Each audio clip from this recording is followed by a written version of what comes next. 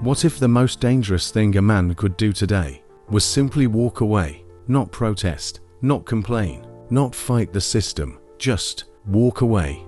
Because when a man stops chasing approval, stops chasing validation, and stops chasing women, something strange happens. The system loses power over him, and that is exactly why the idea of MGTOW terrifies so many people. Not because it's violent, not because it's hateful, but because it creates something society cannot easily control.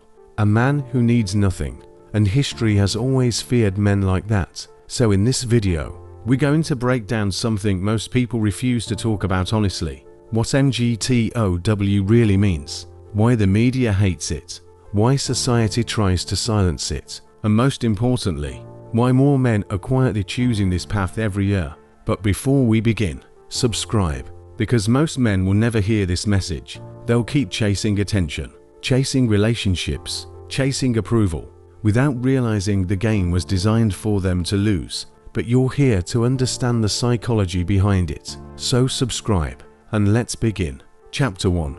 The idea that started a quiet revolution, MGTOW. It stands for men going their own way. But that simple phrase hides something much deeper. At its core, MGTOW is not a movement. It's a realization that many modern systems, social, cultural, and legal, no longer reward men the way they once did. For most of history, society operated on a clear exchange. Men built, men protected, men provided, and in return, they received family, respect, and purpose. It wasn't perfect, but the roles were understood. However, over the past few decades, that structure began to change. Expectations for men stayed the same, but the rewards slowly disappeared. Men were still expected to provide, still expected to sacrifice, still expected to lead, but increasingly, they were also told their masculinity was toxic,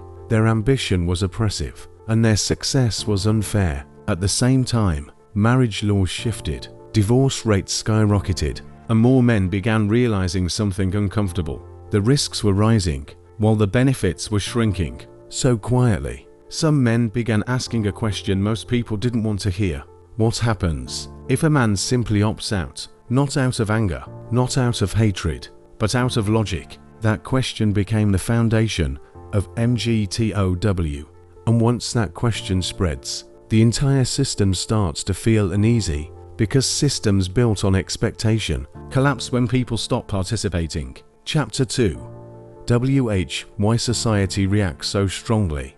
Here's something most people don't realize. Society doesn't fear angry men. It fears independent men, because angry men can still be manipulated. They can be provoked, distracted, controlled.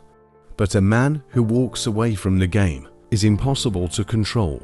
Think about it. Modern society depends heavily on male participation. Men build the infrastructure. Men dominate dangerous industries. Men fill the majority of physically demanding jobs. Men also make up a huge percentage of taxpayers. Yet culturally, men are increasingly told they are the problem. And here's where the psychology becomes interesting.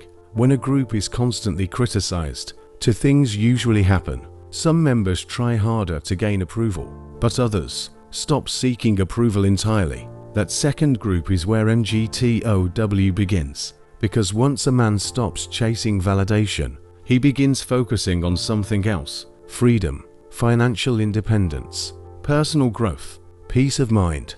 And ironically, the moment a man becomes fully independent, he becomes extremely valuable. But by then, he's no longer interested in playing the old game, and that creates a problem for systems built around male participation. Chapter 3. The real reason the idea gets attacked. You may have noticed something strange. The moment MGTOW is mentioned online, the reaction is often intense. People call it toxic, misogynistic, dangerous, but rarely do they actually discuss what it means. Instead, the idea itself gets attacked. Why? Because if people started examining the reasons men walk away, they might discover uncomfortable truths. Truths about modern dating, truths about divorce courts, truths about social expectations placed on men. And those conversations can challenge powerful narratives, So instead of debating the idea, it's easier to label it. Once something is labeled as harmful, people stop questioning it. But labeling something doesn't erase the reason it exists. And that's why the number of men quietly exploring MGTOW ideas keeps growing. Not because they hate women, but because they're starting to analyze the incentives around them. And when men begin analyzing systems logically, they often reach surprising conclusions. Chapter 4. The Psychology of Walking Away. Walking away sounds simple, but psychologically, it's extremely difficult, because from childhood, most men are conditioned to believe their value comes from one thing: being needed. Needed by society, needed by family, needed by women. So when a man chooses independence, he's not just rejecting a system, he's rewriting the identity he was given since childhood. And that process can be uncomfortable, lonely at times, confusing at first, but it can also be incredibly liberating, because once a man stops chasing external validation, he starts building internal strength. He focuses on discipline, purpose, self-respect, financial independence, physical and mental power. Ironically, many men who explore MGTOW don't become weaker. They become stronger, more focused, more strategic, and more self-aware, which raises an interesting question. If men become stronger by walking away, why would society want that idea to disappear? The answer reveals something deeper about modern power structures. Chapter 5. Power dynamics most men never notice. Power doesn't always come from force. Sometimes, it comes from expectation. If society expects men to sacrifice themselves for approval, then approval becomes the leash.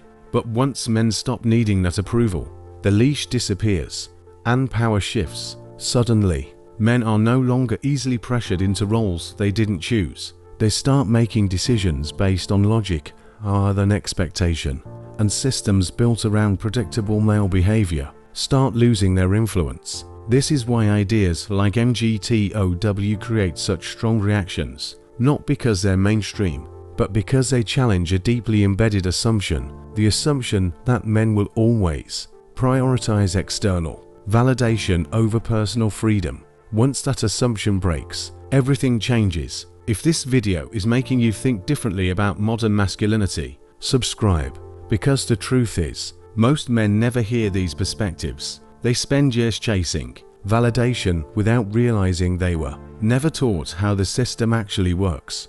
But here, we analyze psychology, power dynamics, and the mindset that creates true independence. So subscribe. Chapter 6. The 4 Types of Men in MGTOW. One of the biggest misunderstandings about MGTOW is that people think it's just one type of man. But the reality is more complex, because men who walk away from the traditional system don't all do it for the same reason. Over time, observers began noticing something interesting.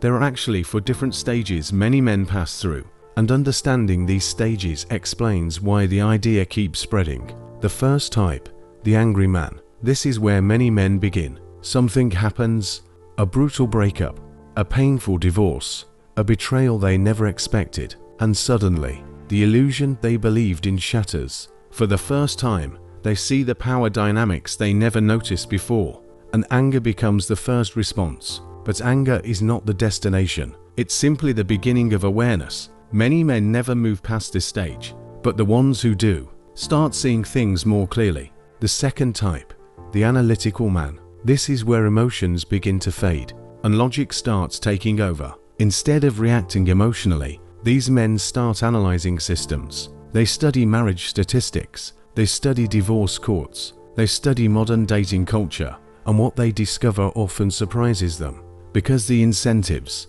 don't always favor the person taking the biggest risks. So instead of blaming individuals, they start questioning the structure itself. And once a man starts analyzing systems logically, he becomes very difficult to manipulate. The third type, the independent man. This is where the transformation really begins, because now the focus shifts away from relationships and towards self-mastery. These men build careers, they invest money, they improve their health, they sharpen their discipline, they stop chasing validation and start building a life that doesn't depend on anyone's approval. Ironically, This is often the stage where men become the most attractive. Confidence, calmness, focus, purpose, these qualities naturally emerge when a man is no longer desperate for attention. But by this point, attention is no longer the goal. Freedom is. The fourth type, the quiet man. This is the stage most people never see,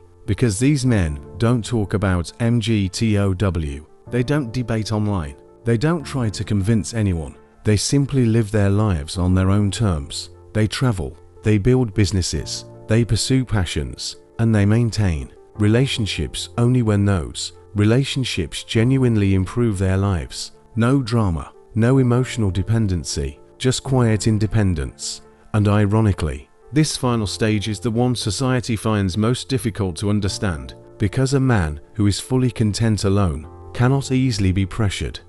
Chapter 7: Why Many People Misunderstand MGTOW. Here's something important.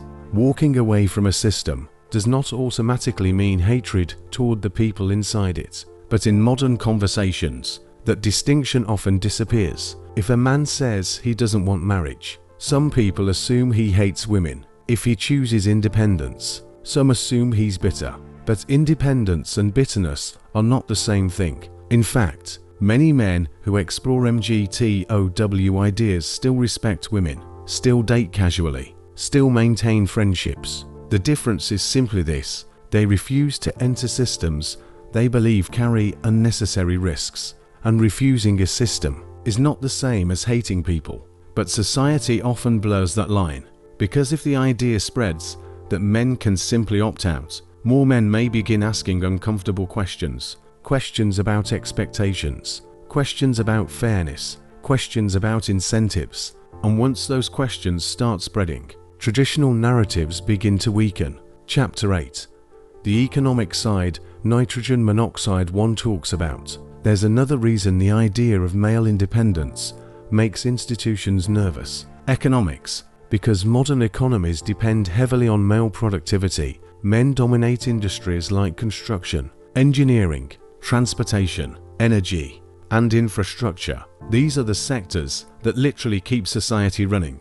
But motivation matters. If large numbers of men begin feeling that society does not value them, their motivation to sacrifice begins to decline. Some work less, some choose simpler lifestyles, some stop pursuing traditional milestones entirely. Marriage, family, mortgages, long-term obligations. And when those motivations change, economic patterns begin to shift. Now, this doesn't mean society collapses, but it does mean institutions start paying attention, because historically, male ambition has been one of the driving forces behind economic expansion.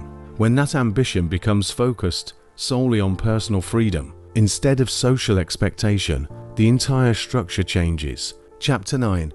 The Rise of the Self-Focused Man. Something interesting has been happening quietly over the past decade. More men are focusing on self-improvement instead of relationships, fitness, finance, skill development, travel, entrepreneurship, digital independence. Instead of building their identity around external validation, they're building it around personal mastery. And this shift is powerful, because a man who controls his own time, his own money, and his own purpose cannot easily be manipulated by social pressure. He becomes calmer, more strategic, less reactive, and ironically, this type of man becomes extremely rare, which is why more young men are starting to search for content about masculinity, discipline, and psychological power. They're trying to understand something one clearly taught them: how to build a life that doesn't depend on approval. And that question is the real reason ideas like MGTOW continue spreading. If you're still watching this, you're already thinking deeper than most men. So take a second and subscribe, because here we break down psychology, masculinity, and power dynamics most people avoid talking about. Not with anger, not with ideology, but with logic. And once you understand these patterns, you start seeing the world very differently. Chapter 10. What most men get wrong about freedom. Here's the biggest misunderstanding about MGTOW. Some people believe it means rejecting responsibility, but the men who truly succeed with independence often carry more responsibility. not less. They take responsibility for their health, their finances, their discipline, their future. Because once you stop relying on external systems, there is no safety net, no one else to blame, no one else to rescue you, just you, your decisions, and the life those decisions create. And that level of responsibility is not easy, which is why many men never attempt it. But the ones who do often discover something powerful. Freedom is not the absence of responsibility. Freedom is choosing which responsibilities are worth carrying,